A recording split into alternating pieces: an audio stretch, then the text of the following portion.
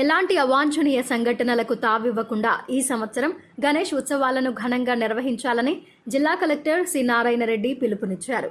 సోమవారం జిల్లా కలెక్టర్ కార్యాలయంలోని సమావేశ మందిరంలో గణేష్ ఉత్సవాలపై ఏర్పాటు చేసిన శాంతి కమిటీ సమావేశంలో ఆయన మాట్లాడుతూ గణేష్ ఉత్సవ కమిటీ, పీస్ కమిటీ సభ్యులు అన్ని శాఖల సమన్వయంతో ఎలాంటి సంఘటనలు జరగకుండా ఉత్సవాలను నిర్వహించాలని చెప్పారు.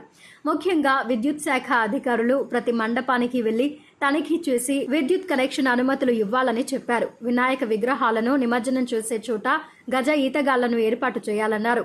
ఉత్సవాల సందర్భంగా ఎక్కడా ప్రాణ నష్టం జరగకుండా ముందు జాగ్రత్త చర్యలు తీసుకోవాలని, నిమజ్జనం చేసే చోట ఆర్ఎన్బి అధికారులు క్రేన్లు, బారికేడ్లు ఏర్పాటు చేయాలని, ఇందుకు మున్సిపల్ అధికారులు, గ్రామ పంచాయతీ కార్యదర్శుల సమన్వయంతో ఏర్పాటు చేయాలన్నారు. ఆయా శాఖల అధికారులు వారికి సంబంధించిన విధులను నిర్వర్తించాలని, ప్రత్యేకించి రోడ్లు, విద్యుత్, తాగునీరు, శానిటేషన్ వంటి విషయంలో పూర్తి జాగ్రత్తలు చేపట్టాలని అన్నారు.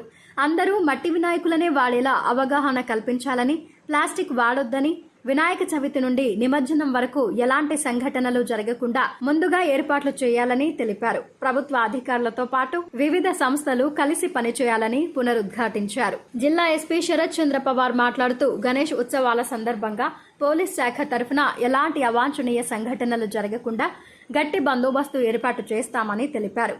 ఉత్సవాల సందర్భంగా ఏవైనా సంఘటనలు జరిగినట్లయితే 100 నెంబర్కు డయల్ చేయాలని, ప్రతి మండపానికి ఒక కానిస్టేబుల్ను తన తరఫున ఏర్పాటు చేస్తానని, వాట్సాప్లో, సోషల్ మీడియాలో వచ్చే అనవసరమైన వదంతులను నమ్మవద్దని, అలాంటివి వ్యాప్తి చేసే వారిపై కఠిన చర్యలు తీసుకుంటామని అన్నారు.